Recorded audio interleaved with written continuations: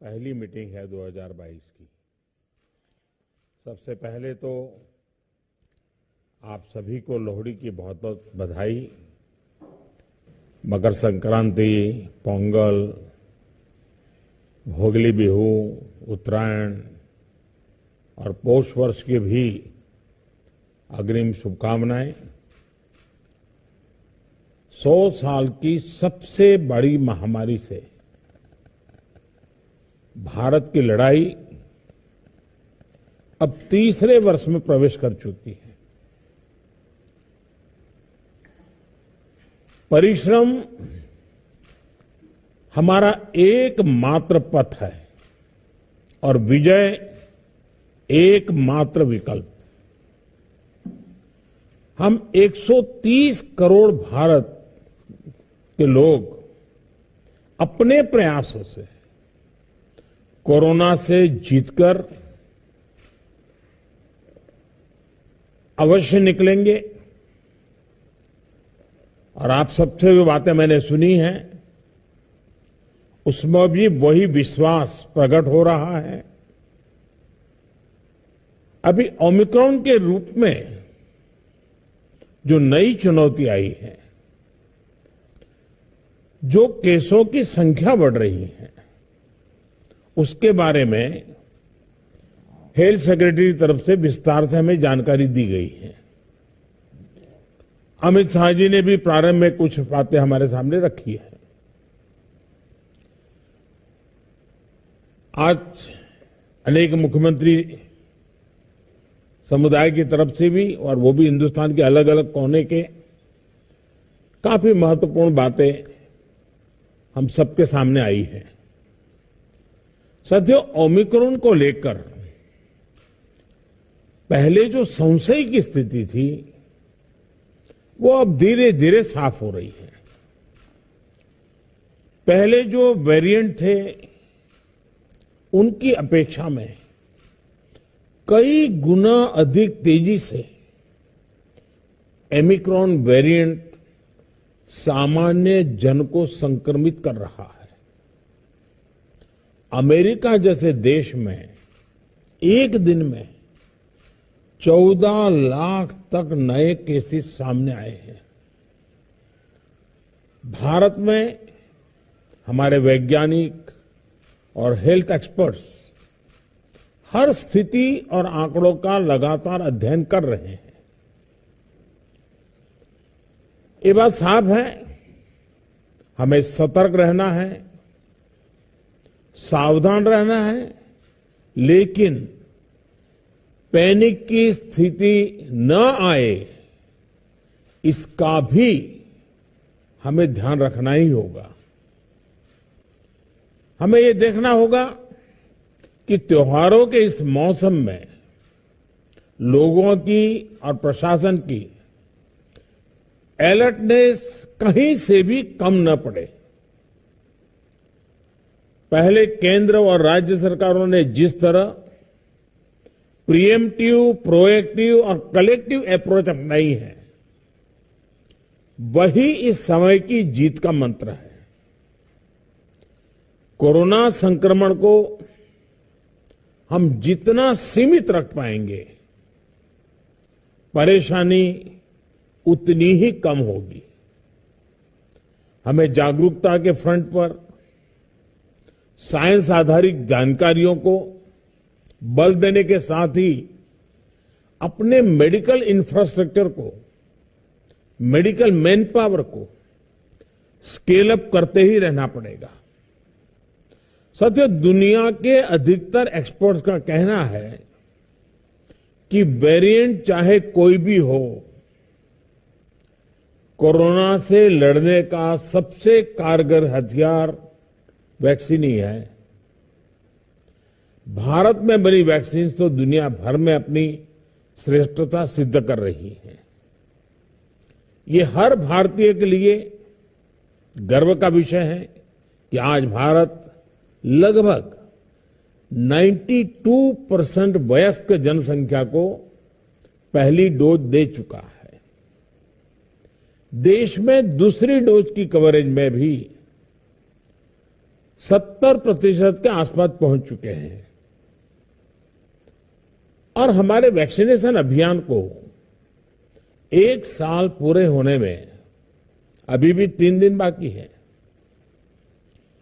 10 दिन के भीतर ही भारत अपने लगभग 3 करोड़ किशोरों का भी टीकाकरण कर चुका है।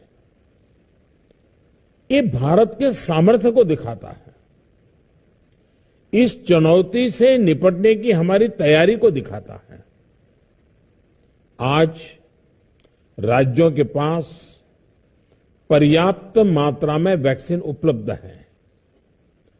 फ्रंटलाइन वर्कर्स और सीनियर सिटीजन्स को प्रिकॉशन डोज जितनी जल्दी लगेगी उतना ही हमारे हेल्थ केयर सिस्टम का सामर्थ्य बढ़ेगा। 100% टीकाकरण के लिए हर घर दस्तक अभियान को हमें और तेज करना है। मैं आज अपने उन हेल्थ केयर वर्कर्स, हमारी आशा बहनों का भी अभिनंदन करता हूं जो मौसम की कठिन परिस्थितियों के बीच वैक्सीनेशन अभियान को गति देने में जुटे हैं। साथियों, टीकाकरण को लेकर भ्रम फैलाने की किसी भी कोशिश को भी हमें टिकने नहीं देना है। कई बार हमें यह सुनने को मिलता है कि टीके के बावजूद संक्रमण हो रहा है तो क्या फायदा। मास्क को लेकर भी ऐसी अफवाहें उड़ती हैं कि इससे लाभ नहीं होता। ऐसी अफवाहों को काउंटर करने की बहुत जरूरत है। साथियों, कोरोना से इस लड़ाई में हमें एक और बात का बहुत ध्यान रखना होगा। अब हमारे पास कोरोना से लड़ाई का 2 साल का अनुभव है। देशव्यापी तैयारी भी है।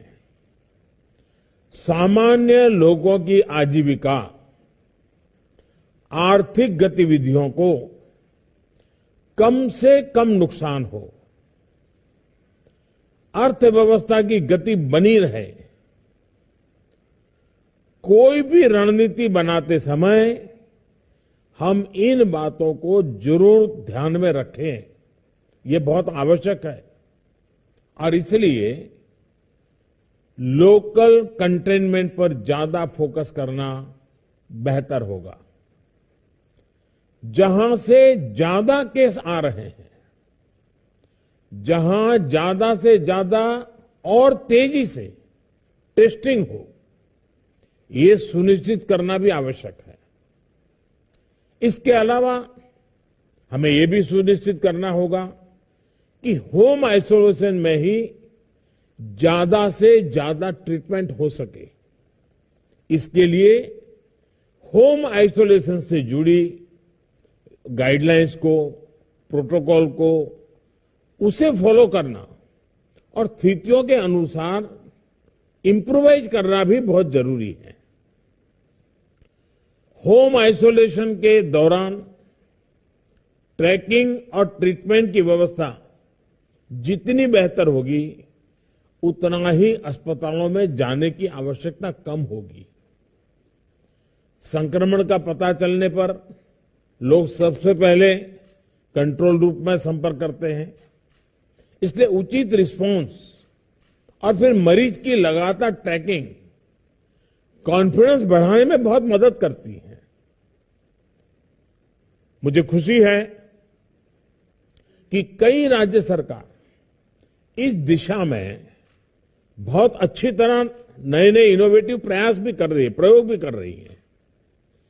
केंद्र सरकार ने टेलीमेडिसिन के लिए भी काफी सुविधाएं विकसित की है।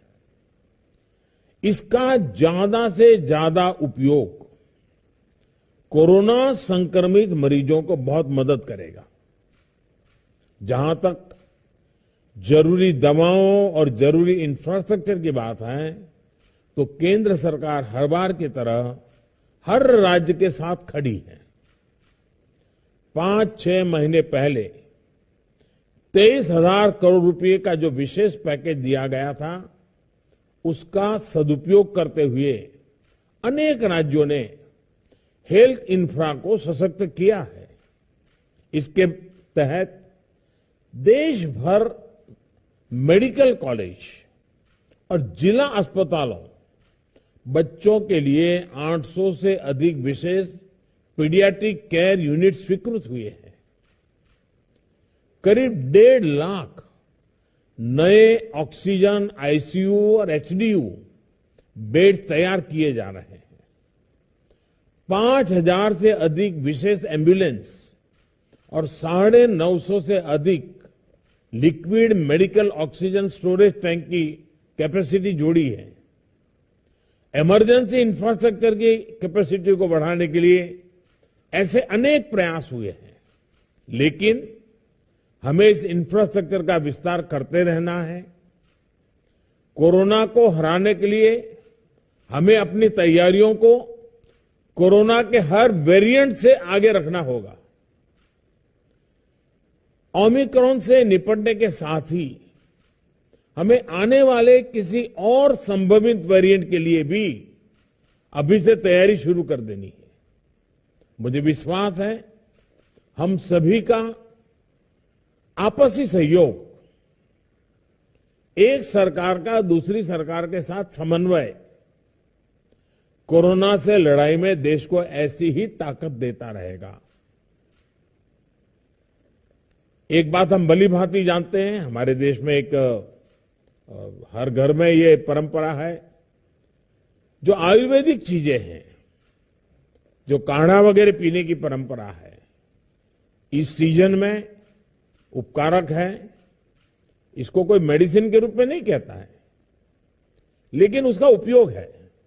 और मैं तो देशवासियों से भी आग्रह करूंगा कि ये जो हमारी परंपरागत घरगथ्थू जो चीजें रहती है, ऐसे समय उसका भी काफी मदद मिलती है, उस पर भी हम ध्यान केंद्रित करें। साथियों, आप सभी ने समय निकाला, हम सबने अपनी चिंताएं साझा की और हम सबने मिलकर के संकट कितना ही बड़ा क्यों ना आए, हमारी तैयारियां, हमारा मुकाबला करने का विश्वास और विजयी होने के संकल्प के साथ हर एक की बातों में से निकल रहा है। और यही सामान्य नागरिक को विश्वास देता है और सामान्य नागरिकों के सहयोग से हम इस परिस्थितियों को भी सफलता से पार करेंगे। आप सभी ने समय निकाला, इसके लिए मैं हृदय से आपका आभार व्यक्त करता हूं। बहुत बहुत धन्यवाद।